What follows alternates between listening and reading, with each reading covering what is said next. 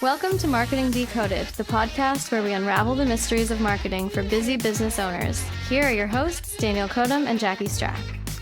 Welcome to another episode of Marketing Decoded. As the New Year's is upon us, I wanted to really tackle things today with how to stop your marketing goals from not being achieved. So it's really critical, and I want to introduce my co-host. Hello, it's Jackie Strack back again. So I thought the first thing and the most important thing, it's great to create New Year's resolutions. We all do it, both personally and professionally. The problem we run into, and a lot of time, it's like, for instance, let's take one of the probably the top personal goals. A lot of people say, I want to be in better shape or better health at the beginning of the year. Great, that sounds wonderful. I also want world peace, but it doesn't work if you don't go in there with a plan. How are you going to accomplish it? Are you going to start exercising? If so, when are you going to exercise? So having a plan in place is critical. And in marketing, a marketing plan is essential to getting your goals done. What's your thoughts, Jackie? Do you like marketing plans? I agree that it's great to have a goal, and almost just as importantly as that, it's great to pivot a little bit when you see how things are going and you can kind of forecast what's going to happen. It's good to sort of change your sights either up or down based on what the trajectory looks like once you actually get started. Yeah, we're going to come back to that, but let's stick with the goals for a second, because I know this is something near and dear to your heart, Jackie. What are the types of goals that people should be considering, and how should they create the goals? Well, I'm a big fan of SMART goals. Yes, exactly. That's why I threw it at you, because I know you love this stuff. So I would always recommend making a SMART goal. And if you've heard our podcast episodes, you'll know all about SMART goals. Basically, it's just making sure that your goal is specific, measurable, achievable, relevant, and my favorite, which is time-bound. So having some kind of deadline for the goal. Those are all really important things.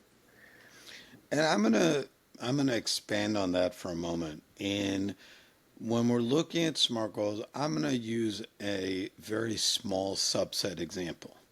So let's say I, as of January 1st, decide I want to increase my lead count by December of 2025 to double what it is today. Great. That's a very specific goal. Now, how do we measure it? How do we get there? We have to work towards that. So, generally, what I like to use monthly. Some people like to do weekly. Some people go as far as daily. I feel daily sets you up for failure, because I feel like people who do daily get frustrated because after 4 days they suddenly are behind, and they're like, well, I'm never going to reach that goal. I haven't even gotten to my daily goal. I like monthly because things happen. If you think something's not going to happen, you are fooling yourself. You get sick, you have a tragedy in the family, you have an emergency at work. Whatever it is, you have to be willing to be flexible. And with daily and even to me weekly goals, there's not enough flexibility. So for instance, it could be that you say, all right, with month one, I want to sit there and have completed my marketing plan for 2025. You should already have done it. But if you haven't, it's not mean you let the whole year go by. You tell yourself, all right, I on January 1st have my goal. By January 31st, I want to have had my plan done. And the way, if you want to go down to weekly, you could say, all right, by week one, I'm going to have everything related to my website goals for 2025 completed. By week two, I want everything related to my Google ads completed. Week three, my print ads. And you can break it down into different categories. And during this process, you may even want to talk with colleagues, coaches, other trained professionals who can help guide you. One of the key things I'll tell people is, don't just look into the boxes you know. You often will miss out on stuff if you just do that. And I will give a personal example. Years ago, I had a partner who suddenly signed us up for, I'm not going to name names, but let's just say a partner program with a leading provider. The program sucked, it felt like. For a year, we kept it going. A year and a half, we kept it going. And it would cost us about $800 a month. And why did we keep it going? Because at least personally, we're in the type of business where things aren't always going to happen. It's not like we're a hairstylist. Everyone doesn't get a haircut every month. And it also takes time to develop how best to utilize a platform, which I'm going to come back to.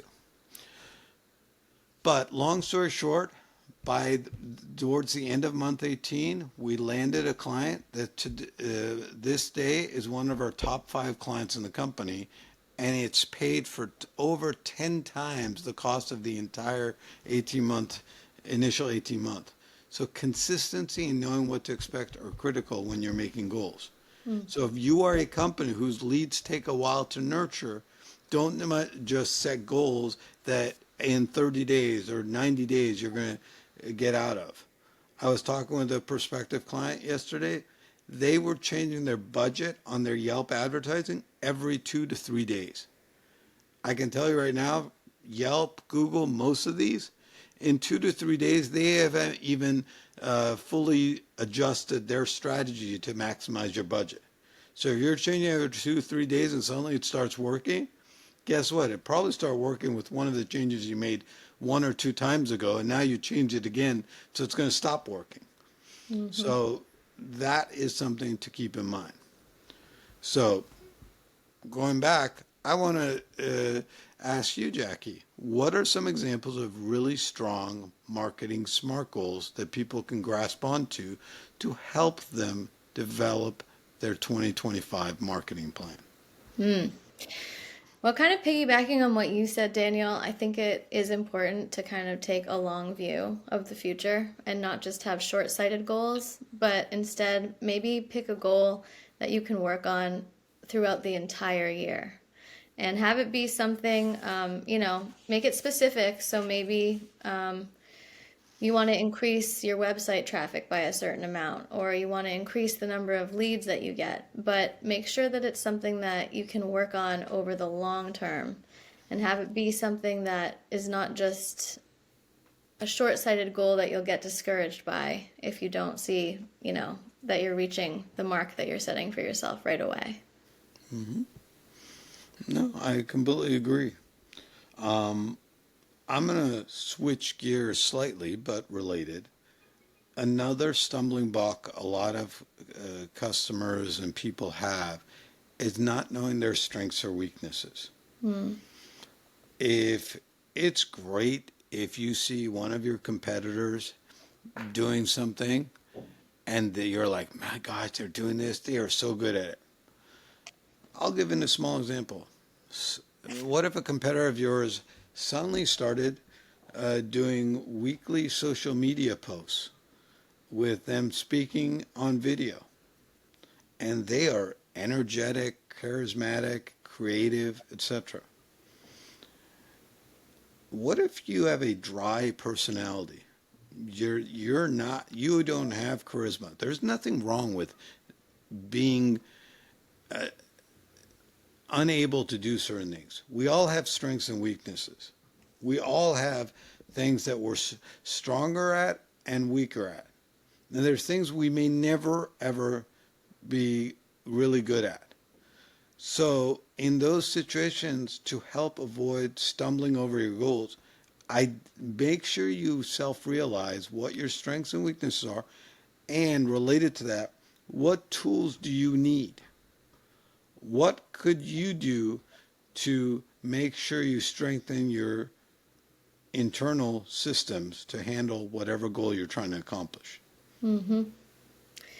And on the topic of strengths and weaknesses, it makes me think of something that we're pretty fond of at our company, which is personality assessments. Mm-hmm. And that's something that I'd recommend to any business owner that really wants to level up in the new year. to figure out your own personal strengths and weaknesses, and then make sure that whoever you have as your second in command or your other trusted employees, that they're filling any voids that maybe are complementary to your strengths. And that way you're really set up. Yeah. And I'll add 2 points to that. Personality assessments help you with what Jackie just described. They also help you identify how best or who best can relate with certain clients or employee teammates and even how best to interact. Hmm. I have 40 people over the course of a month I may speak to within our company. I don't treat them the exact same way every single time. Each person is unique. Each person, some want to be given a task and run with it. Others need much more coaching, much more daily interaction, much more confidence boosting. And there's stuff in between, but it's important to understand. And similarly with clients, some clients are like, you know what, don't bother me. Others would like bother me a lot because I don't feel heard. So you have to know each person's personality. The other point, and this is from a workshop I just did today, in fact, it talks about the six geniuses, and it talks about the different widgets that are needed within a strong organization. And it's important to understand those widgets and understand where you land in it, where your team members land in it, and how to address any areas where you need help with. So again, know your tools, know yourself, and know what resources you have. And if you don't have a solution, ask people, Hmm. hey, do you know a person like this? Or do you know someone who can do this? Yeah. These are critical things to help you get to that next level of success. Jackie, have you experienced any situation where you felt, oh my God, this client really needs X tool and they're not able to get it or are deficient in it? You mean like a literal platform or something more? Or a person, or maybe. Yeah, for sure. I can think of one client in particular that they really needed some kind of executive assistant that could organize their life and that could help make things move more smoothly for them. That was something I thought that they really needed.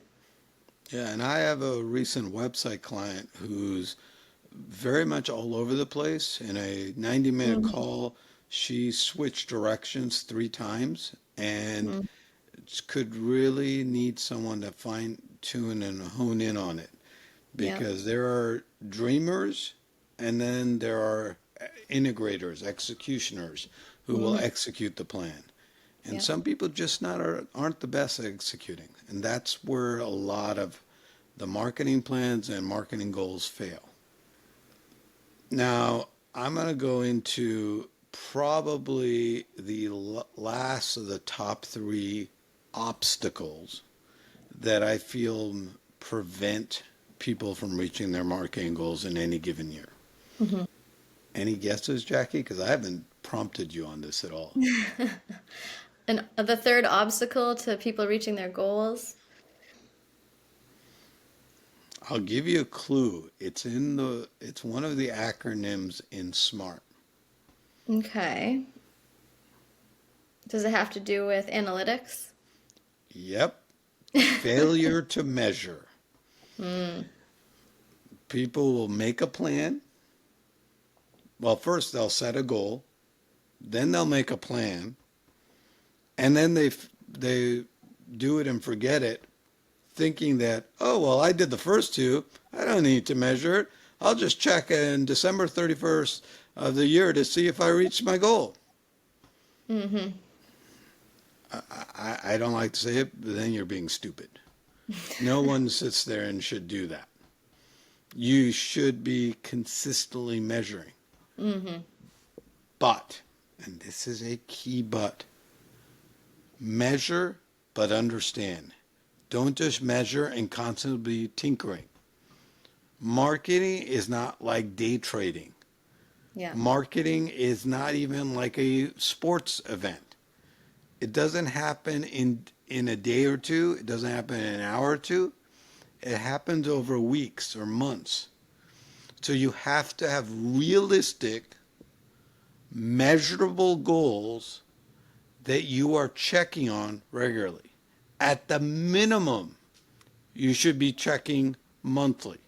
But I usually recommend to people to check it weekly with an eye toward monthly, with a greater eye towards 60 to 90 days. What do I mean by that? So if a client makes a goal of, hey, and I'll use the example Jackie brought up earlier, I want to double my organic growth by December 31. Wonderful. Guess what? If your business is, let's say, a CPA, and you are looking at things and saying, all right, I get 100 visitors right now, and then it starts going up between now and April, goes to 100, 120, 150, 200 in April. Oh my gosh, they just hit their goal, didn't they? Or did they? Tax deadline is April. What if then come May, their traffic suddenly drops to 20? They didn't hit their goal. This is just the normal cycle. The question is generally, how do you measure it and what are you measuring to? So if in that scenario, their traffic is 100 right now, and last year in January, it was 50, now you can say, all right, they doubled it. Or let's say last year in April, they were 150 and now they're 200 this year. All right, it went up, if I'm doing my math right, about 25%. No, measure it so it can be a valid measurement. Keep in mind outstanding situations. Like a few years back, we had COVID hit. Yeah. You couldn't measure year over year. You couldn't measure anything. You had those big spikes, big dips. You have to understand what you're measuring. But that doesn't mean just because it's hard or convoluted, you shouldn't do it. You should be regularly looking at things, evaluating things, and realizing, all right, I am succeeding because of X, Y, and Z to reach my goal of doubling, or I'm not meeting it. But if your goal is, for instance, to double it, you should have, all right, by month 1, I want to be up 5%. By month 3, I want to be up 20%. By month 6, I want to be up 30%. And if you're hitting those interval marks, great. If you're not, analyze, ask yourself, has it been enough time? Were my initial goals realistic? And should I make any changes? With the understanding that it should be a slow change, not dramatic changes. Anything you want to add, Jackie? Well, it just makes me think of something that we could do a whole other episode on, which is that in order to really achieve your goals and set appropriate goals for your business, you need to know the cycles of your business and whether you have seasonality. That's part of those cycles. And that will really help you know when the triggers are coming up that you need to push your marketing forward further. I 100% agree. So I'm going to, with that note, just summarize. We have 3 main things we want to make sure to avoid the obstacles of not meeting your 2025 marketing goals. One is make sure you have a plan. Number 2, make sure you understand where your strengths and deficiencies are and set up tools or people or whatever you need to accomplish those areas where you don't have the right skill set. And number 3, what was number 3, Jackie? Measure. Measure. Make sure you're constantly measuring. If you do those 3, if you watch out for those 3, you will have a successful time getting your goals accomplished in this upcoming year. Happy New Year, and see you next time on Marketing D-Kode. Thank you for listening. Please be sure to follow us on your favorite podcast player. To sign up for your own free assessment, visit www.dcodetech.com/free-fitness-assessment.